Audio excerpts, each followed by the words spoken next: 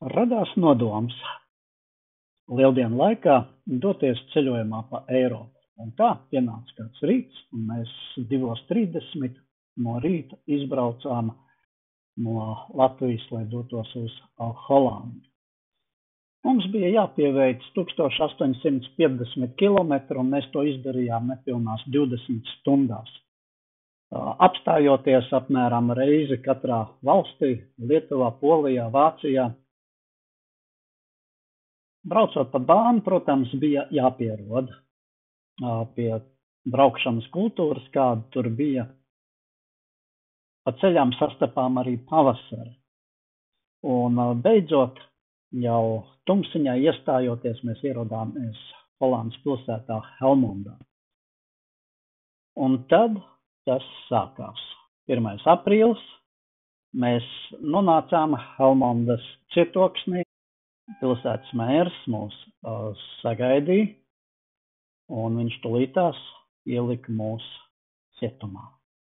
Tika sarīkota ātra tiesas sēde, kur viņš paziņoja savu spriedumu, un likās, ka mēs esam nonākuši nepārprotamā bezizejā. Siekstā tikko iekalts, bet atskanēja kāds zvans.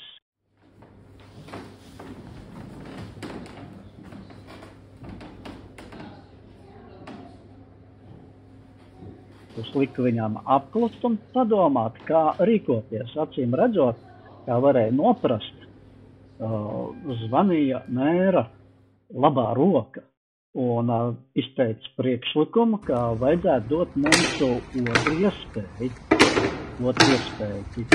dot turpat cietokšņa teritorijā, kur vajadzēja pieveikt mēru personīgā duelī.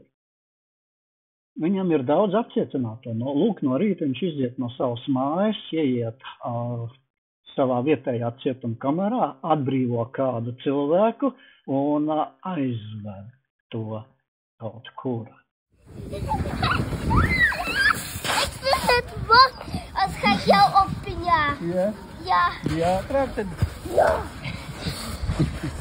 Pēcpusdienā aizvestais cilvēks tiek atrasts. Izejam ar mēru ārā no kādas trubas. Bet, viss laimīgi beidzās, un mēs nākamajā dienā dodamies uz kaimiņu pilsētu Eindhovenu. Kas ir Eindhovena? Tā ir pilsēta Nīderlandes dienvidrietumos Ziemeļbrabantes provincē pie Domelas upes. Tā ir plašāk pazīstama kā pilsēta, kurā 1891. gadā radās elektronikas kompānija Philips. Ekonomikā pazīstama arī kā kravas auto ražotāja DAF, galvenās mītnes un rūpnīcas vietas. Mūsdienās liels tehniskās izglītības centrs. Šeit atrodas Eindhovenas Tehniskā universitāte. Lai šajā pilsētā nonāktu, mēs kāpjām vilcienā un braucām ar vilcienu uz blakus pilsētu. Brauciens prasa apmēram 20 minūtes. Vilciens ir ārkārtīgi kluss, bez trokšņiem, bez liekas šūpošanās. Cits līmenis salīdzinot ar to, kāda ir mūsu vilcieni. Bet mums situācija ir uzlabojas, protams.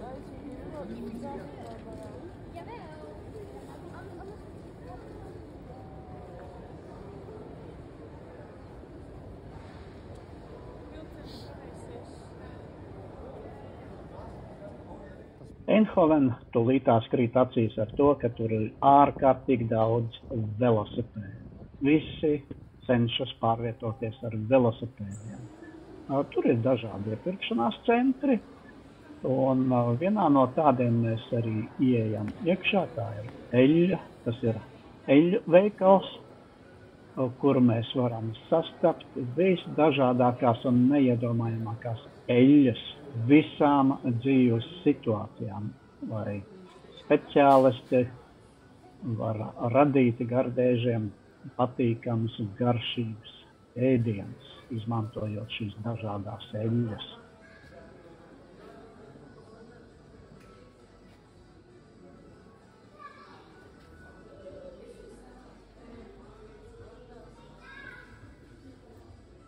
Protams, tiek apmeklēts arī Primark, kas ir zemo cenu apģērba veikals, kas ir ļoti populārs pat pie mums Latvijā, kaut arī tā vēl šeit nav.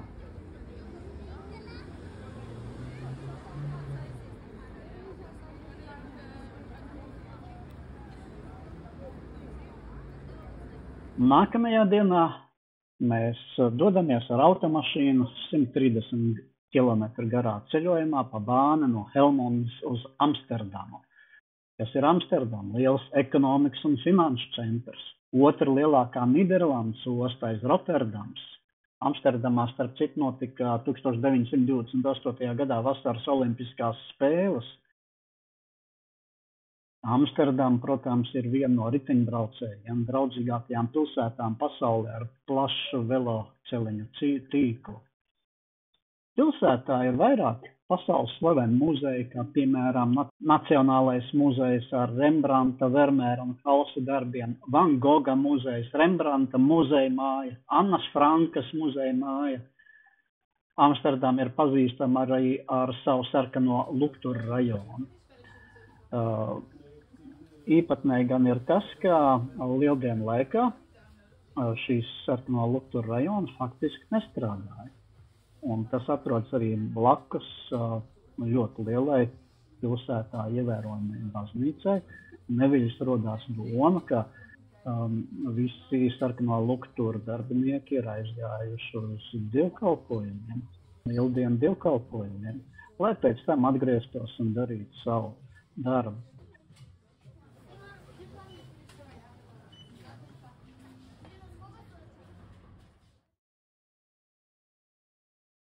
Tur pilsētā atrodas arī daudzi kafešopi, kafejnīci, marihuānas kafejnīcas, kuras lietošana Nīderlandē ir atļauta.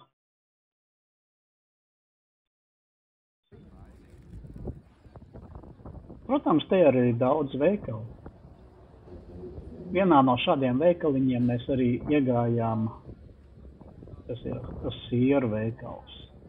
Visi dažādākajām gaumēm un garšām.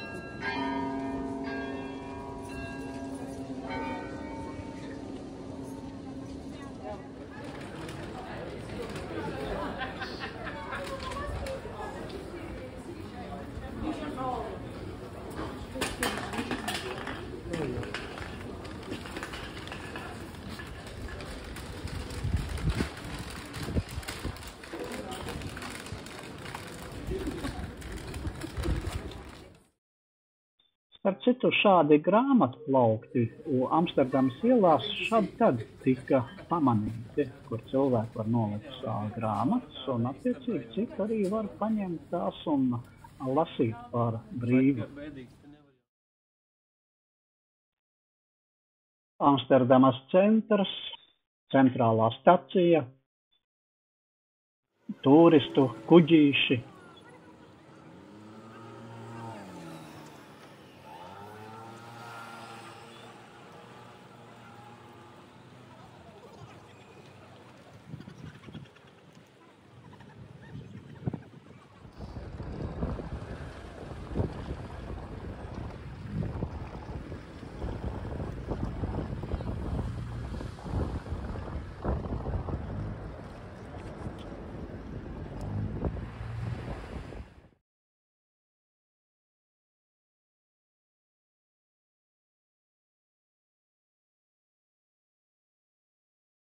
Pretī stacijai ir kāda liela ēka, Virs tās ir atrodams uzraksts holandiešu valodā un angļu valodā. Holandiešu valodā ir rakstīts Dievs tevi sauc, un angļu valodā Jēzus tevi mīl. Nākamā pilsēta, kuru apmeklējam, ir Rotterdama. Tā ir pilsēta Nīderlandes rietumos Reinas grīvā. Tā ir lielākā Eiropas osta un 3. lielākā osta pasaulē aiz Šanhais un Singapūras. Rotterdamā mēs apmeklējām autošovu, kas ir ļoti populārs, īpaši Holandas bērniem.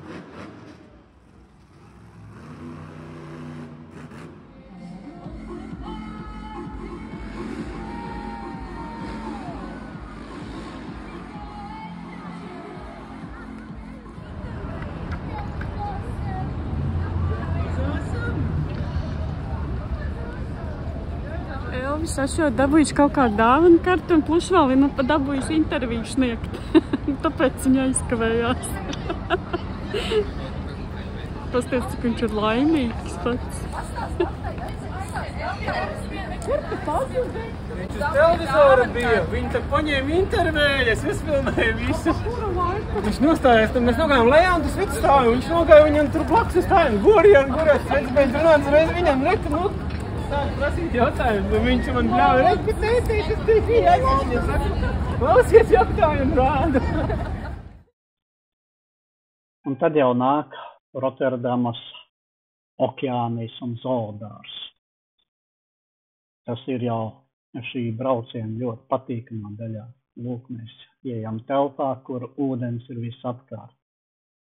Un mēs redzējām, kā milzīgas zivis peld visapkārt, jūras iemītnieki. Tas lika aizrauties elpai, tā kā beidzot zoodārza apmeklējumu mēs gājām vēlreiz tajā telpā, lai izjustu visu šo atmosfēru un šo vienreizējo skatu.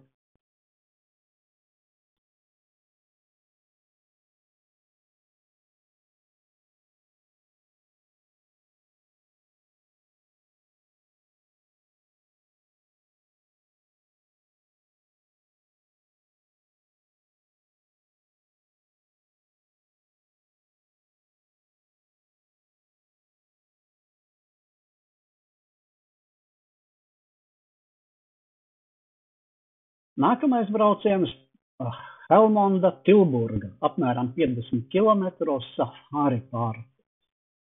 Vienreizējs zoodārs, kur tu vari iebraukt ar savu personīgo automašīnu un braukt blakus dzīvniekiem. Apstāties, kad vien vēlies. Logus gan neiesaka atvērt vaļā, un visu fotografēšanu pamatā notiek caur aizvērtiem logiem, bet tas nemazina šī skata vienreizīgumu, kur tu atrodies blakus lieliem, milzīgiem savvaļas dzīvniekiem un var viņus izpētīt. Protams, to var izdarīt ne tikai braucot, bet arī noliekot mašīnu pa speciālām gājēju ietvēm, arī doties vēlreiz šī zoodārza apskatīšanā. Arī tas nav vienīgais, kā to ir iespējams izdarīt. Ja ir iespējams arī iekāpt speciālā kuģītī un pa zoodārza teritorijā esošo kanālu braukt apkārt un arī vērot dzīvniekus no citas skatu punkta. Mēs izgājām ar kājām, izbraucām ar savu personīgu automašīnu.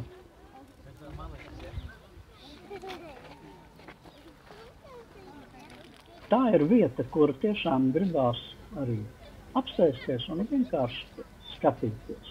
Varētu stundām no vietas sēdēt un lūkoties šajā dzīvnieku brīvībā. Protams, tā nav īsta brīvība, bet ir plašumi, kuros par viņiem tiešām tiek gādāts. Starp citu, man šķiet, ka visās Holandas pilsētās ir zoodārs. Visur, kur es ierodos, vienmēr var pamanīt šo zoodārus.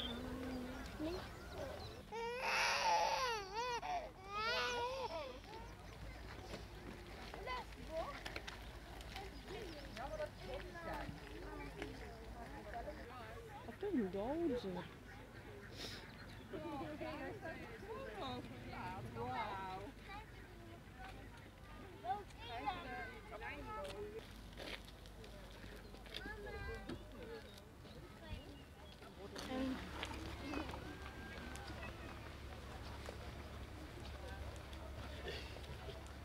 Gaat het niet weg, hè?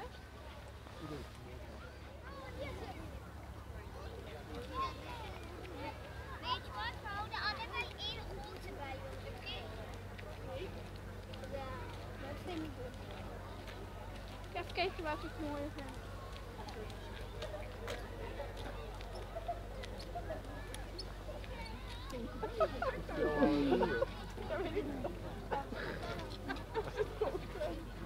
Ja, dan gaat weer proberen. Kijk, weer gaat weer nog.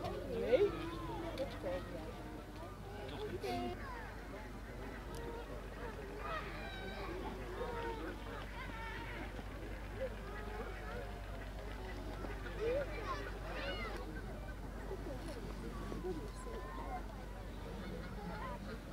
Maar kijk, hier zwaait het.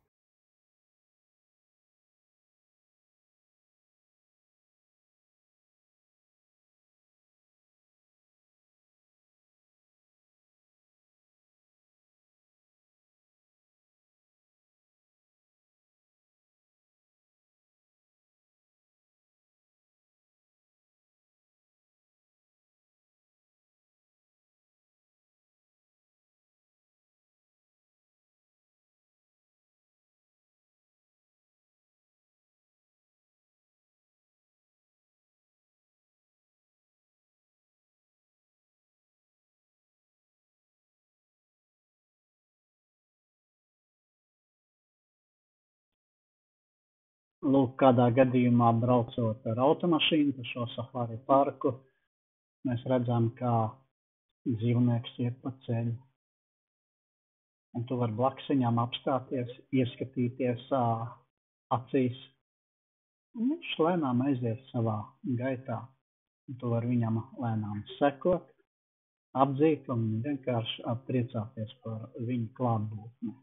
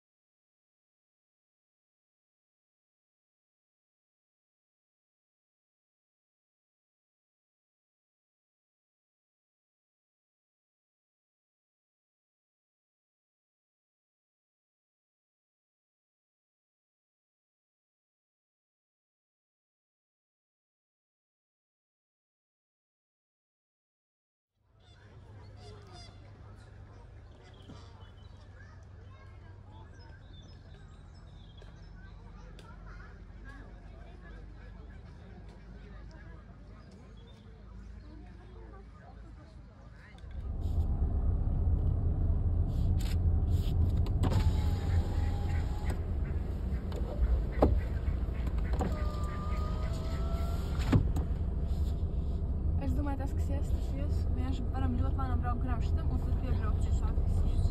Bet jābrauc balvos.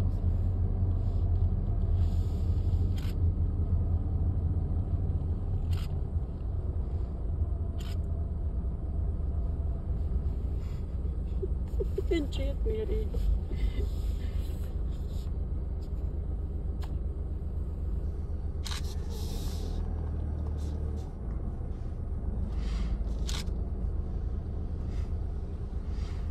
braucu ar mašīnu, un man zina pēkšņi viens bulls ar lieliem ragiem, ja?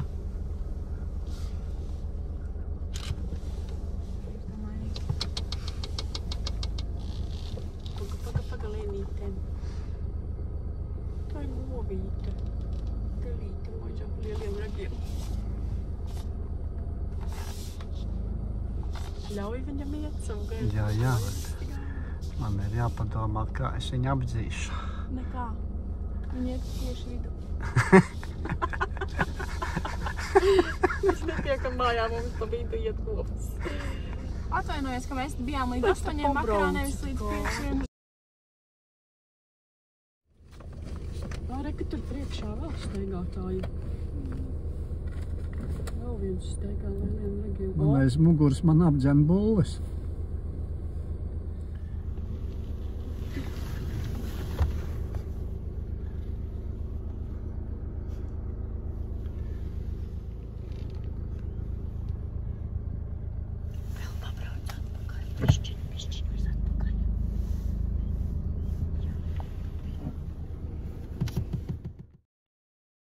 Šajā pātrinātajā video fragmentā varam nojaust. Galvas mums griezās uz visām pusēm, fotoaparātu uz visām pusēm.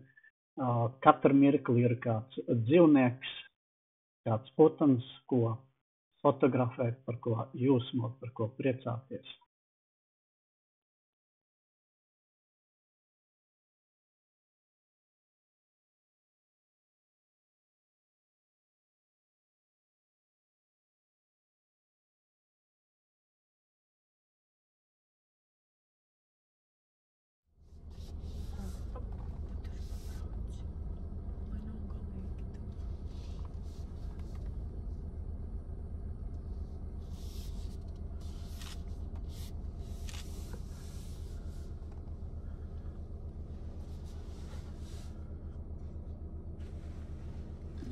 Vispār ir tumsa un nevajag neko.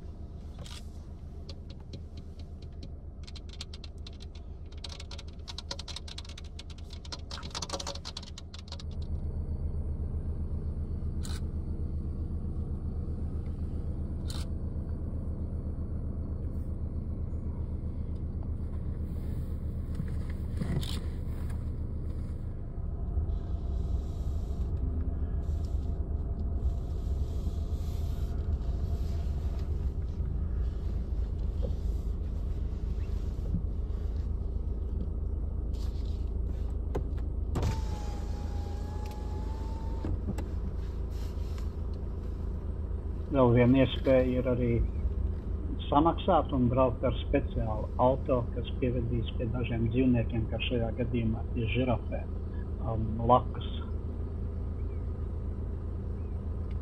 Uz auto jumti ir ēdienas un žirafi, tāpēc nāk īpaši šiem auto klāt. Apmeklētāji var pieskarties tiem.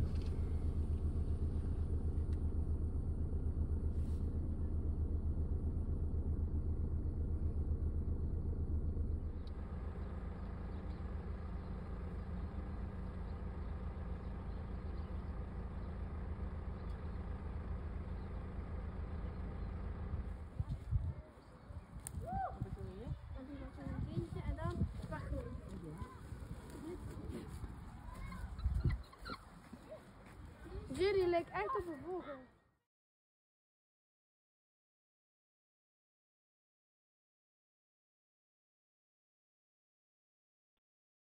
Un tā, nākamais brauciens ir no Helmonds uz Keukenhofas ziedu dārzu. Brauciens ir apmēram 150 kilometrus.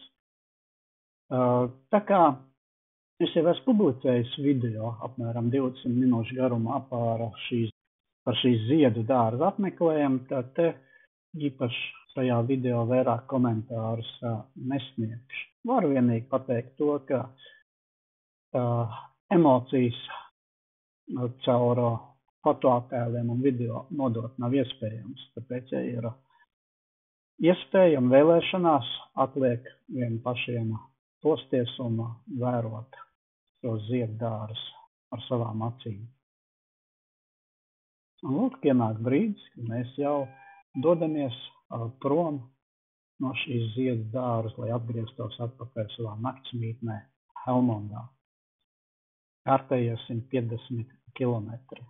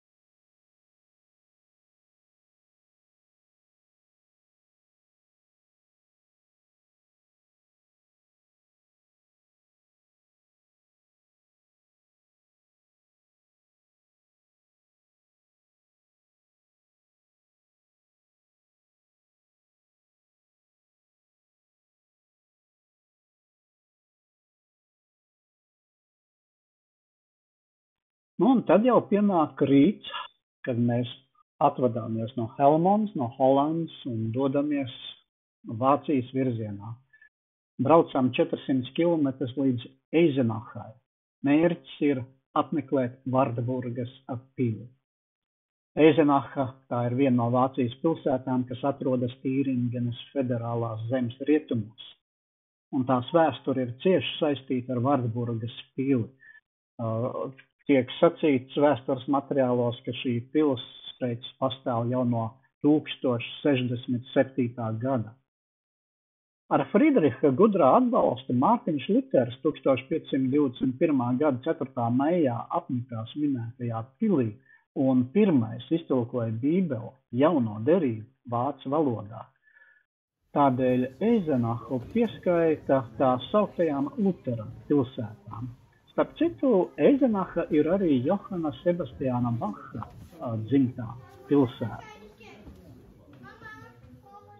Bet atgriežoties pie Mārtiņa Lutera, ir jāatcerās notikumi, ka tad, kad Luters uzsāka reformāciju 1517. gadā, pagāja tikai daži gadi, un 1521. gada 3. janvārī Romas pāvests izdeva bullu paziņojumu par Luteru izslēgšanu no baznīcas. Tajos laikos tas nozīmē, ka Luters tiek paziņots par cilvēku ārpus likuma un pakļaujams nāves sodam. Un tā kā nāves sodu neizdevās izpildīt momentā, tad viņš tika uzaicināts uz Wormsu, kur viņam vajadzēja atteikties no savām mācībām, no savām grāmatām. Luters ieradās Wormsā, un viņš aizstāvējās. Un viņš sacīja, ka viņš negrib paklausīt baznīcai, ja tā ir pretruns ar svētiem rakstiem, ar Bībeli. Es stāvu uz Bībeli un savādāk nevar. Tāds bija Lutera paziņojums. Un lūk, lai izglābtu Luteru no nāves, Saksijas kurfirsts Friedrichs Gudrais noorganizēja Lutera nolaupīšanu. Tad, kad Luters devās prom no Wormsas un pāvesta piekritēji jau plānoja viņu pa ceļam nogalināt, Luters no draugiem tika nolaupīts. Tik efektīgi, ka visi citi draugi un visi viņa ienaidnieki domāja, ka ar viņu tiešām kaut kas ļauns ir noticis. Un lūk, pienāca 1521. gada 4. maijs, kur Luters ieradās Vardeburgas pilī un pavadīja šeit 10 mēnešus. Un šo mēnešu laikā arī iztulkoja jauno derību vācu valodā.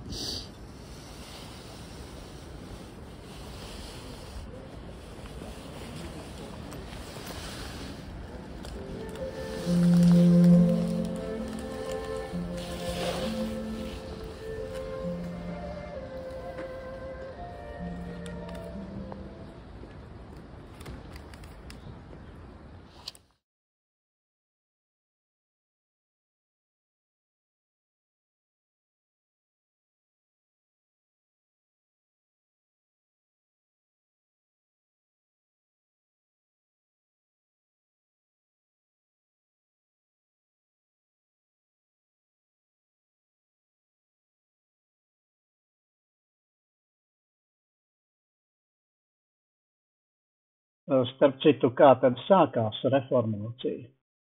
Lai to noskaidrot, ir jādodas no Eizenachas uz Wittenbergu. Un tā mēs dodamies 200 km tālā braucienā, ātrā, steidzīgā braucienā, jau vakars nāca virsū, lai nonāktu Wittenbergā. Tas ir Wittenberga. Wittenberga ir pilsēta, kurā Luters 1517. gada 31. oktobrī pie baznīcas durvīm piesita savas 95 tēzes pret grēku atlaidēm, ja pret indulģencēm. Viņš sacīja, ka šāda lieta ir pretrunā svētajiem rakstiem, Bībelē, un ka grēks var piedot tikai Dievs. Lūk, Eizenachā saulē rietot paspējām ierasties. Šeit ir divas baznīcas, viena, pie kuras viņš piesaka savas tēzes, un otra ir kāds 200-300 metrus tālāk, kur atrodas liels laukums. Laukumā ir arī piemineklis Luterim un arī baznīca, kurā viņš kalpoja kā priesteris, kā mācītājs tajos laikos.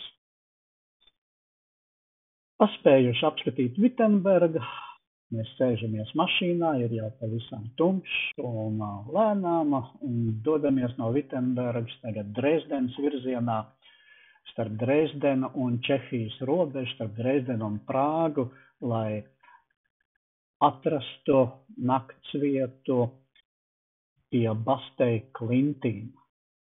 Tas ir vēl viens diezgan tāls brauciens, 200 km mēs nobraucām, iebraucām jau Lohmenas pilsētā, Bastei teritorijā, tad, kad jau ir ļoti tumšs, jau tuvojas pie pusnakts.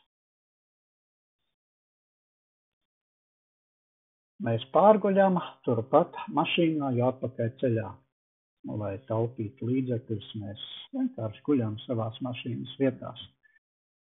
Un no rīta pirms saulēkt mostamies un dodamies uz Bastei Klinšu veidojumu. Tas paceļās 194 metrus virs Elbas upes, Elbas smilšakmeņa kalnos, Vācijā. Pavisam tas sasniedz 305 metru augstumu virs jūras līmeni. Tā kā mēs esam iebraukuši ļoti vēlu un esam arī ļoti agri šeit nākamajā rītā, izskatās, ka nav par šo braucienu nekas jāmaksā.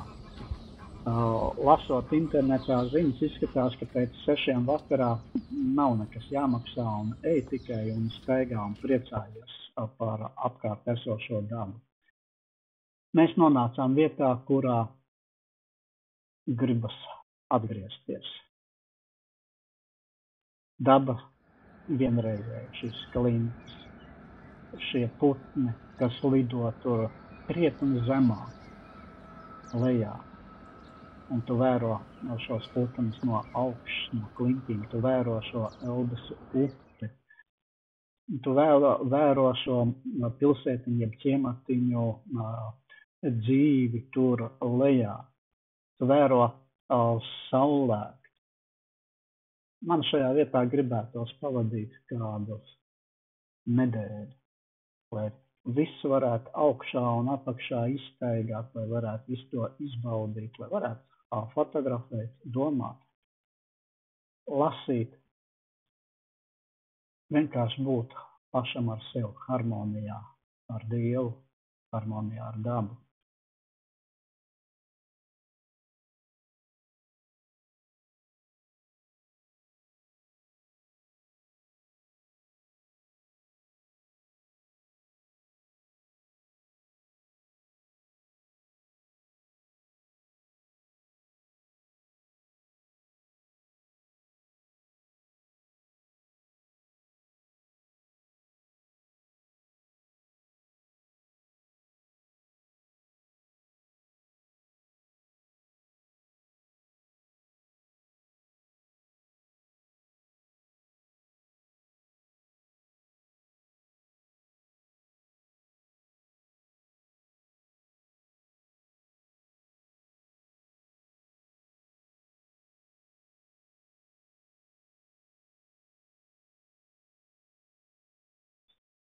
Apskatījuši Bastei klintis,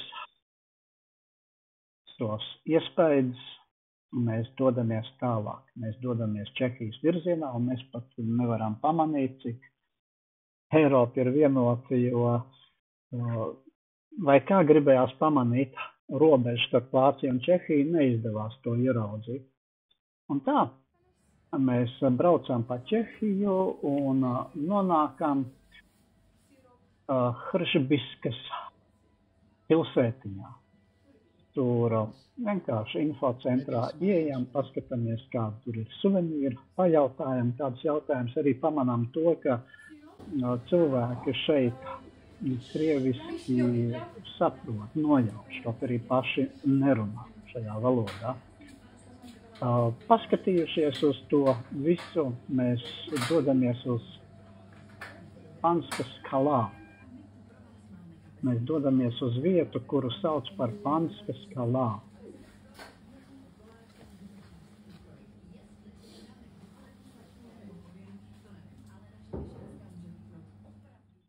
Jāsaka godīgi, šīs klinšas ir ļoti interesants, bet pēc Bastei klinšu apmeklējuma agrajā rīta stundā tie iespaidi, kādi bija Bastei klinšīs, tos vairs pārspēt nevarēja nekas.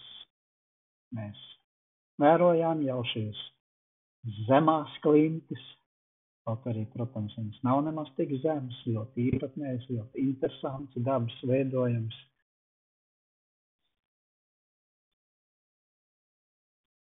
Novērojām to visu un dodamies tālāk. Visa diena ir pārbrauciens uz mūsu nākamo vietu. Mēs no Čehijas iebraucam mazliet atpakaļ Vācijā un pēc tam šķērsojam Vācu-Poļu robežu un dodamies tālāk gandrīz 900 km pārbraucienā pāri visai Polijai uz to saucamo Suvalku koridoru. Kas ir Suvalku koridors?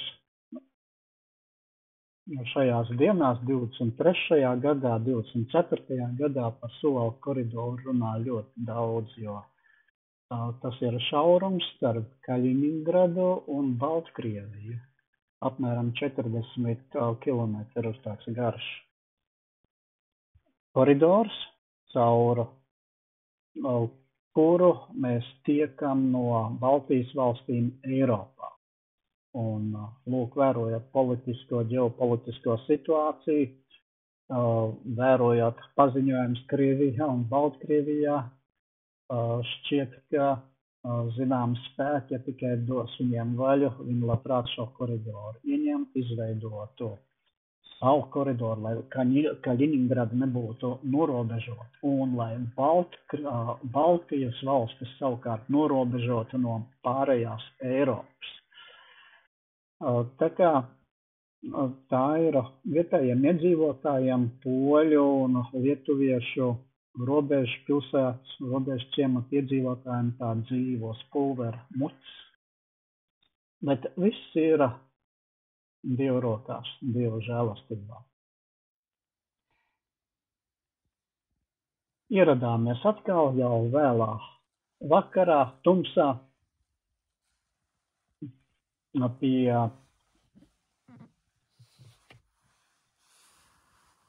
pie tā saucamā Stankeviča tilta Mostev Standzakaš.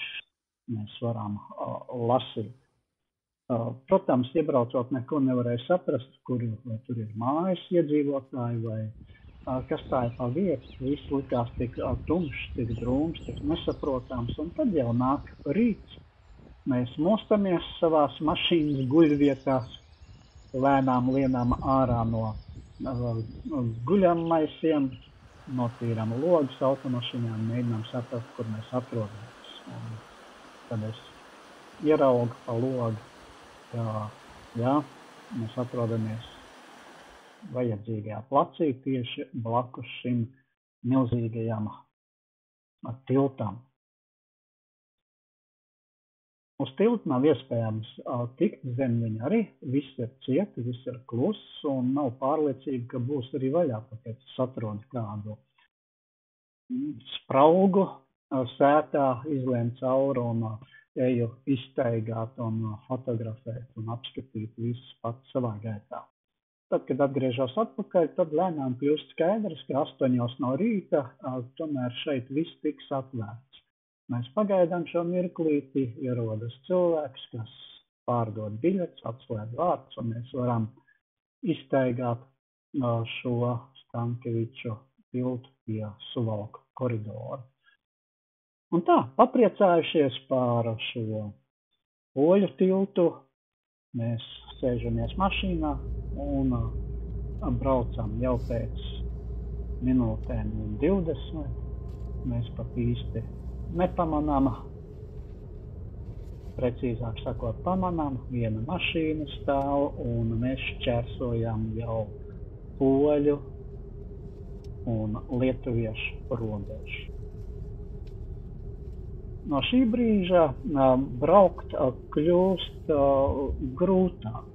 Es tiešām pieradu pie Holandas, Vācijas, Polijas autostrādiem, pie bāņiem, pie šiem lielajiem ātrumiem, ātrajiem manevriem.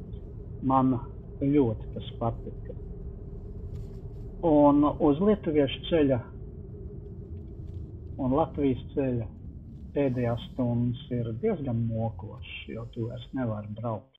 Labā ātrumā man sāk nākt miegs, un es saprotu, tas viss ir vienmuļo un diezgan arī brīžām slikto un šauro ceļu dēļ, kuru šī vienmuļā braukšana arī padara šo braukšanu daudz grūtāku. Tur, kuru Eiropā mēs varam braukt ātri, ceļi ir labi, ceļi ir plaši un arī koncentrēšanās iespēja ir daudz iespējīgāka. Tad, kad es vienā rāvienā braucu turpceļā Rīga-Helmonda, 20 stundās es jutos vienkārši brīnišķīgi, absolūti nebija nogurs. Bet šie pēdējās stundas Lietuvā un Latvijā pēc atgriežoties gan bija pašas nogurdinošākās. Lūk, viss šīs te lēnības dēļ, kas valda uz Baltijas ceļiem. Bet ir jākonstatē vēl kāds fakts. Gadu atpakaļ es iegādājos šo automašīnu, ar kuru es braucu, un es izbraucu Eiropu 5200 km un iztērēju 4,5 litrus uz 100 km degvielas patēriņš, dīzelīts. Man tas sajūsmina, jo tāds arī bija man mērķis, iegādājoties automašīnu, nopirkt viņu tādu, lai es varu daudz braukt un maz tērēt. Pats galvenais un gandrīz vai vienīgais nosacījums. Šajā braucienā tas pilnīgi atmaksājās. Protams, man bija zināms satraukums, kas tagad būs, atgriežoties Latvijā, jo tūlīt nākamajā nedēļā man bija jāiet tehniskā apskate. Un es vienkārši iesēdos mašīnā, aizbraucu uz tehnisko apskati. Man tur visu pārbaudīja, izskatīja, un tehniskā apskata tika iziet bez nevienas piezīmes. Es esmu pateicīgs Dievam, esmu sajūsmā par šo automašīnu, kura uz pirmo brīdi man pašām likās pārāk vienkārši, pārāk maziņa, varbūt pat nedroša, bet viņi izturēja vienkārši lieliski. Arī milzīgajos ātrumos, braucot arī pa lietu, pat prātā neienāca, ka viņi varētu saslīdēt. Braucot pa bāņiem uz brīžām, kā jau tas gadās uz ceļa arī 150 un ātrāk, nevienā brītiņā nebija nekomfortablo sajūta, kā varētu kaut kas saslīdēt vai kaut kas nebūtu labi. Automašīna ir lieliska un tā ir Dieva dāvā. Viss šis brauciens bija liela Dieva žēlastība un Dieva dāvā. Kopsavilkums. Laiks jāplāno, lai atgrieztos Bastē Klintīs. Un nevairs uz 2 stundām, bet uz vairākām dienām.